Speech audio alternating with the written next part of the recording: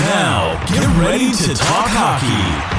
Streaming from the Oilers Live Studio. Subscribe or follow today. Hey, it's Michael here from Oilers Live for the Heavy Hockey Network.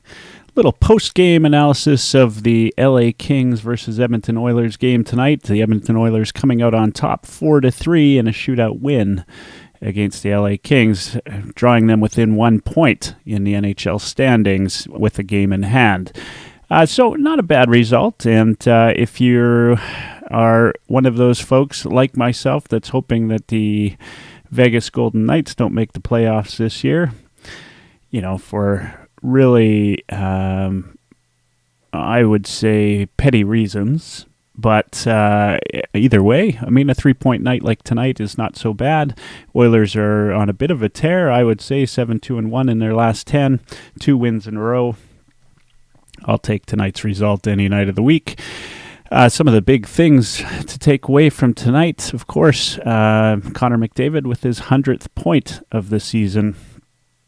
I think before age 26, I think the graphic said, the big guys like Wayne Gretzky had 8, Mario Lemieux had 6, Connor McDavid's had 5 100-point seasons before that time. Nothing to scoff about. He is absolutely the best player in the world. Tonight's no different. A lot of things to talk about in the game tonight. They missed, or so it would seem if you're an Oilers fan, there were a lot of missed hooks and holds on Connor tonight. It was interesting. The referees tonight were Marc Jonet and Ghislain Hébert. I wanted to kind of check them out. We've had some problems with Jonet before. And oddly enough, if you go back to November 17th of 2016, the LA Kings played the Edmonton Oilers. And Marc Jonet and Ghislain Hébert were the officials that night too. But there was a certain somebody else behind the bench that night, and it was Todd McLellan. And here's the quote. This comes from the LA Kings Insider, and quoting Todd McLellan, "It's called the NHL and other teams pre-scout. They know that he's such a key player, and it's the way it is. We can't have a bunch of players running over the glass all the time going to fight. It doesn't work that way anymore." And one of our media guys said you'll probably get a lot of questions about the missed calls. I didn't think there were many missed calls on Connor or anybody. They called a pretty fair, even game. We had some hooking, some holding. They had some hooking and holding, and there's no whining and bitching with the officiating or the opponents playing Connor hard. We have a team full of guys that can play hard as well. I don't see it that way.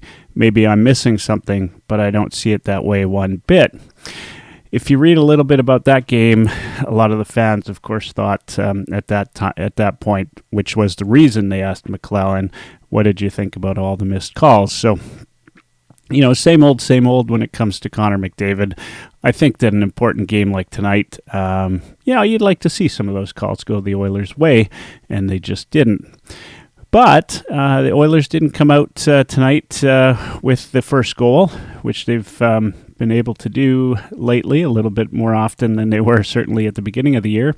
Alex Edler got I thought it was a bit of a gift, not very well played by Koskinen, but as has been common throughout the year, we can say he battled back throughout the game and had an actually pretty decent game.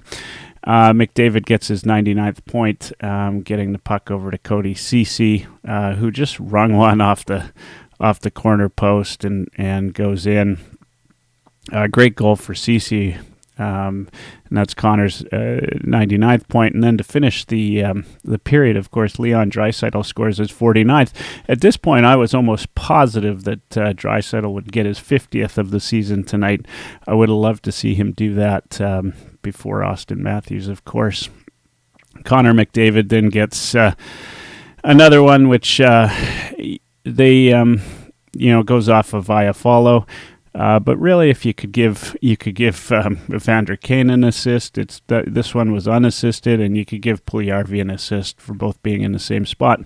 One of the highlights I thought in the last two games is how Puljujarvi, Kane, and McDavid have been playing together. Somehow Puljujarvi is able to get his stick on that puck in the offensive zone.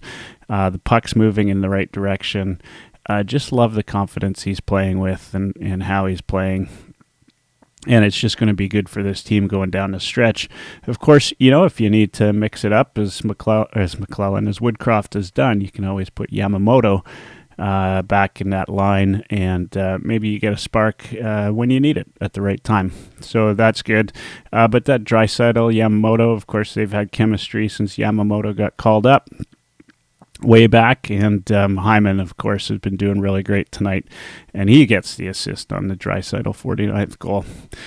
Then the Oilers kind of had a little bit of a slip there, where 14 seconds, a lot of bad words were said in the house tonight watching the game, when we saw Byfield turn around and shoot one top glove side, which is, if Oilers fans hate one thing about watching Koskinen play, it's that he seems to be a lot smaller in the net than a guy his size should be.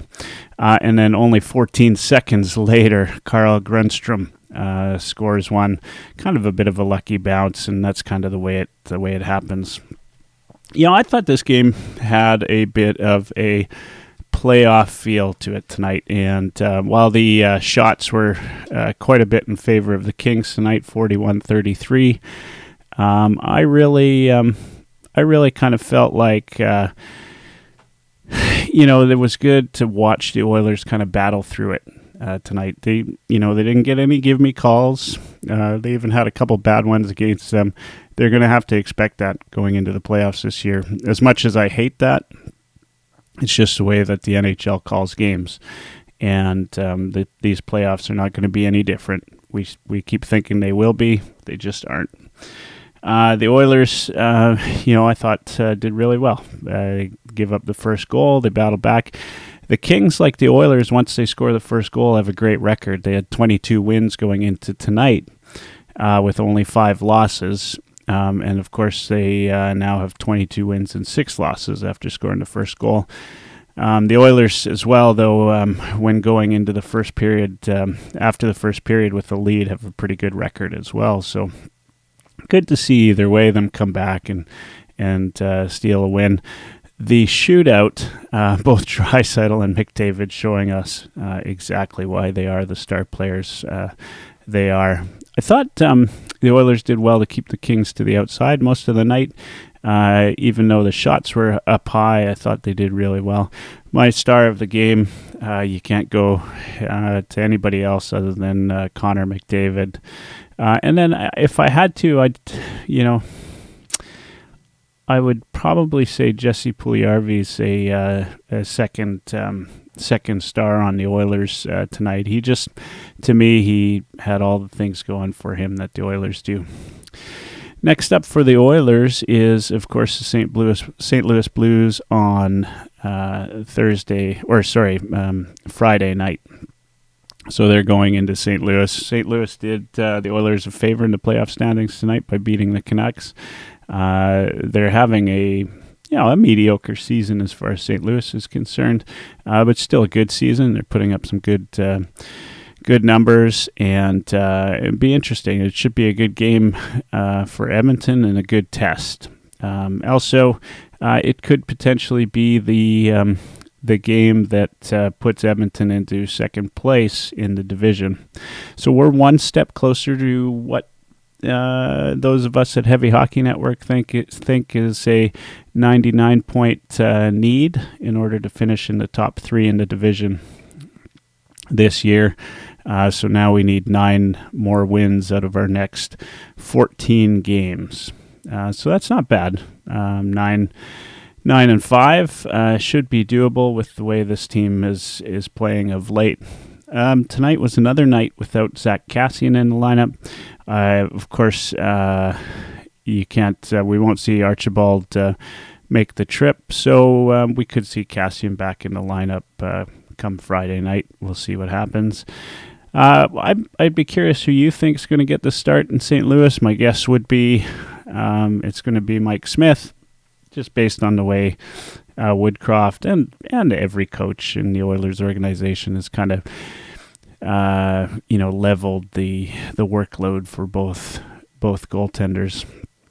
Anyway, down this stretch, every game is going to mean a spot in the standings for the Oilers, and so very important. The Kings, of course, go up against the Flames next. Flames, as much as it pains us, have been playing really great as of late, and so that's kind of the way it's going to be.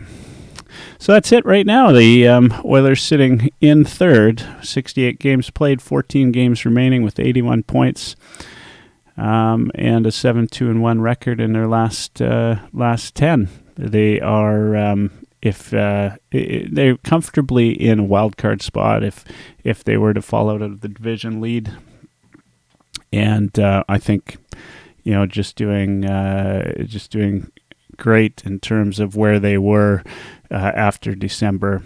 Woodcroft has, I think, made a big difference on this team. Manson has made a difference on the defense. They are going to have games like any team does, like they did against Calgary. And now they just got to play through these. I think we're going to see a lot more of these officiated style of games going down the stretch. And so expect, a lot of frustration from Oilers fans as we go into the end of March and into April. So St. Louis up next, and then we've got a stretch of Anaheim and San Jose, and then interestingly, we're back in LA again for the fourth and final matchup in LA next Thursday. So this next stretch of 4 games could really be the determiner of where the Oilers finish in the playoff standings. Please check out heavyhockey.com. Give us a like and subscribe here on YouTube. But check out heavyhockey.com. We've got lots of contributors there doing lots of different editorials and articles as often as possible. Most weeks we do a Heavy Hockey mailbag. You can send us an email at mailbag@heavyhockey.com, and we'll try to answer your questions every week. All the contributors get together. Check out Tough Call Pod, 99 Forever Pod, and Straight Off the Pipe. And if you're tuning in tonight, make sure you tune in Thursday night. That is April 1st, for Jack Michaels is going to join the guys from Straight Off the Pipe, Mike Dursa and Dash. So Dursa and Dash for Straight Off the Pipe with Jack Michaels tomorrow. If you have a chance, check out bet99.net. And you get a special $600, up to $600 bonus on your first deposit if you use the promo code HEAVYHOCKEY. And that's it for me tonight. This is Michael for Oilers Live and the Heavy Hockey Network. Great win by the Oil. And we'll see you for the next Oilers live stream will be Tuesday night after the San Jose game. If you want to be a part of the Heavy Hockey Network, please reach out to me on Twitter at OilersLive anytime. Love to talk to you if you want to write articles or maybe be a guest on the pod or anything like that. Always have room for more people and more assistance on the site. Anyway, thanks for tuning in. Have a great night.